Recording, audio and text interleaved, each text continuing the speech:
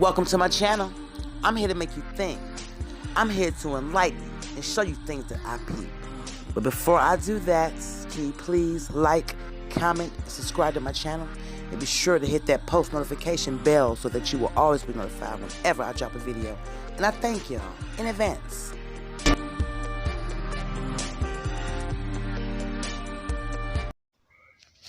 Welcome back. Today's video is going to be about this story out of Dayton, Ohio, about a female who went to McDonald's, hint hint, for a Big Mac, and she asked for cheese on it. All right, she didn't get her cheese, so all of a sudden the police come. She gets punched in the face by the police. All right, I'm not lying. That's what I'm telling you. Went to McDonald's, didn't get no cheese, punched in the face. Now, first, I want to say I haven't been to McDonald's in years. It's been about 12 years since I ate McDonald's, all right? And I don't remember having to ask for cheese for no Big Mac.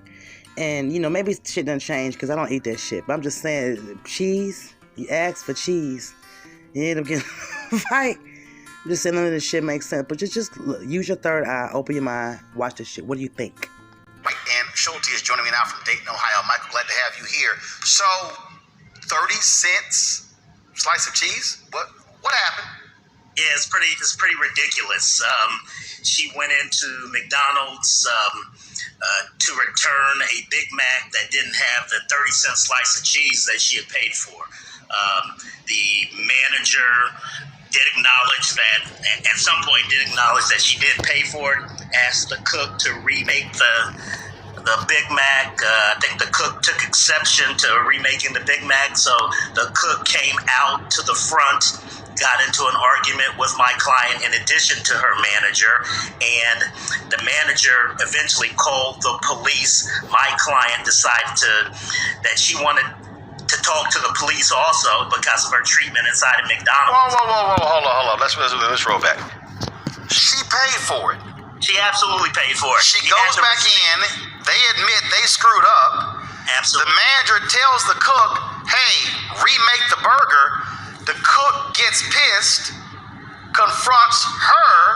Manager calls the cops on her or the cook. Absolutely. Well, the manager called the cops on my client. No sense at all. I think that the argument between the cook and the manager, it was just so much confusion in there.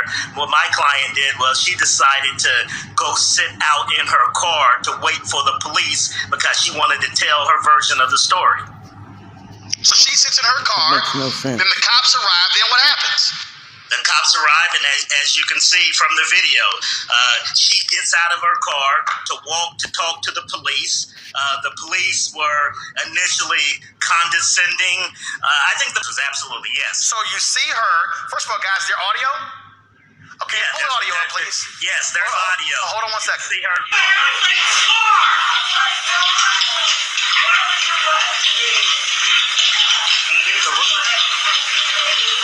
Roland, Pull the audio down. Hold on, keep playing the video. Pull the audio down. Michael, go ahead.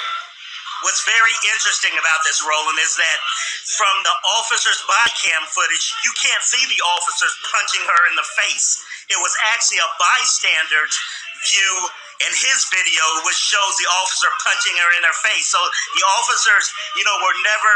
The police department was never transparent. Based on their video, you would never see her being punched in the face. So, guys, control room, roll that. Pull up the actual video from the bystander so we can actually see the cop punching her in the face. You see, so we showed you that, and so now we see the video here. She's again protesting because, and now he's 3, 4, he punches her 4 times in her face before they now he's got his arm around her neck in basically a chokehold. Right. And then let's see here, hold up. So someone was recording inside. I guess they were outside.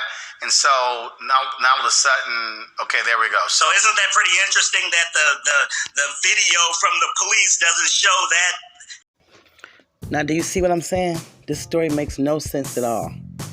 Just because you can't get no cheese on your sandwich, none of that will cause, you know what I'm saying, a whole police being called, a whole fight, you being punched. See, racism does go on in this country, okay? Cops do fuck with black people, we know that. But they fuck with other people too. They want us to think that it's just for blacks, and I am not a coon in no way, shape, or form, but I want you to understand what they try to do here. This story makes no sense. If you have any brain, you can look and see it doesn't make any sense. If you want a new sandwich, the cook should just remade the sandwich. The manager told them to. Why would they come from the back and complain when there was already, it was already confirmed that you did not put the cheese on the sandwich and just remake it? Why would the cops be called? Why would you go sit out in your car and wait for the cops, talk to the cops and tell what happened? None of what they said happened was necessary, all right? And then, they say, he punches her 3-4 times, and they want to set it up like the man gonna say, I think the cops already had in mind what they wanted to do before they got there. Now, if they got a phone call about a female upset about over a sandwich, why would they want to come there and be ready just to arrest her and beat her up? Why would that be what's on their mind? This is about cheese on a sandwich. I mean, it just doesn't make any sense.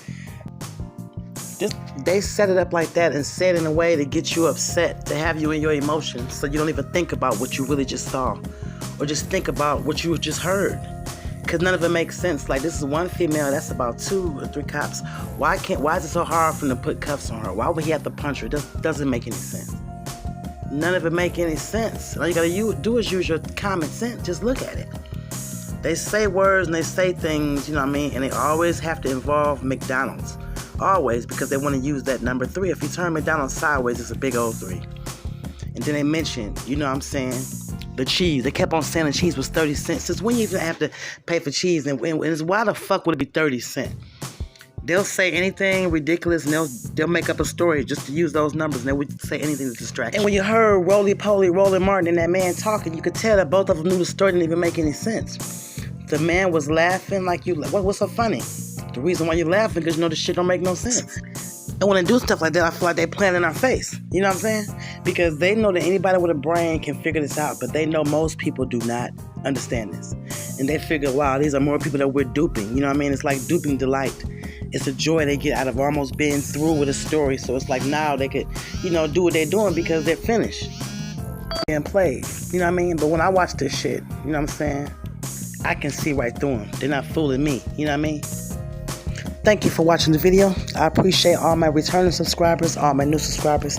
Please make sure you hit the like button, leave a comment down below, and hit subscribe if you're not subscribed. All right? I really appreciate you rocking with me. Remember, the name of the channel is called I Spill Coffee Not Tea. I would love your comments, all right? And also, can you please check out the last video I did on takeoff? You know me, I have questions. I'm not believing what they said because they tell us anything. So check it out for yourself and use your own imagination. And let me know in the comment section what you think, and then we will discuss it. Have a wonderful Sunday. Peace.